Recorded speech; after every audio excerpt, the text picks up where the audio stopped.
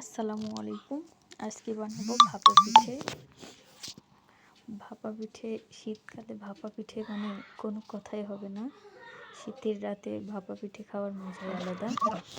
আমি এখানে আটা নিয়েছি চালের গুঁড়ো, এবার এখানে লবণ দিয়ে ভালো করে মেখে নিচ্ছে। ভালো করে মাখা হয়ে গেলে এখানে এবার পানি দিয়ে দিচ্ছে। পানি দিয়ে সুন্দরভাবে আটাটাকে মেখে নিতে হবে। আটা মাখানো হয়ে গেছে, এবার একটা চালনির সাহায্যে ভালোভাবে ছেঁকে নেব আটাগুলো। আটাটা ভালোভাবে ছেঁকে নিতে হবে যাতে কোনো দলা পাক না থাকে, ঝুরো ঝুরো থাকে। এভাবে হয়ে গেছে।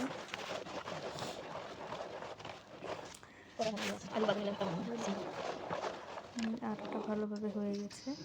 এবার একটা কলসিতে পানি গরম হতে দেব। পানিটা গরম হতে থাকুক। এবার একটা সুতি কাপড় নেব। সুতি কাপড়টা ভালোভাবে পানিতে ভিজিয়ে নিতে হবে। ভালোভাবে ভিজিয়ে নিয়ে চিপে নিতে হবে যাতে কোনো পানি না থাকে। এবার গুড়টাকে আমি গুঁড়ো করে নেব। একটা পাথরের সাহায্যে ঝুড়ো করে নেব ভালো করে। গুড়টা ঝুড়ো করা হয়ে গেছে। এবার একটা আমি গুড়ের দানা নিয়ে ভাপা পিঠের মাঝে দিয়ে দিয়েছি। এভাবে আরেকটা দেখাচ্ছি। প্রথমটা আমার হয়নি, মা আমার শিখিয়ে দিচ্ছিল। দলা না, ঝুড়ো দিতে হবে। পরবর্তীতে আবার ঝুড়ো দিয়ে দিলাম।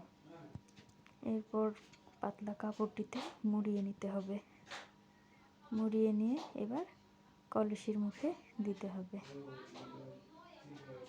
এবার ঢাকনাটি তুলে নিয়ে কাপড় দিয়ে মুড়িয়ে দিতে হবে। কিছুক্ষণ এভাবে হতে থাক। প্রায় 30 সেকেন্ড থেকে 1 মিনিট পর হয়ে গেছে। হাত দিয়ে দেখতেছিল মা, এবার তুলে নিচ্ছে। এবার চলুন ভেঙে দেখাই কেমন হয়েছে। দেখতেই পাচ্ছেন কতটা লোভনীয় হয়েছে ভাপা পিঠে, ধোয়া ওঠা ভাপা পিঠে।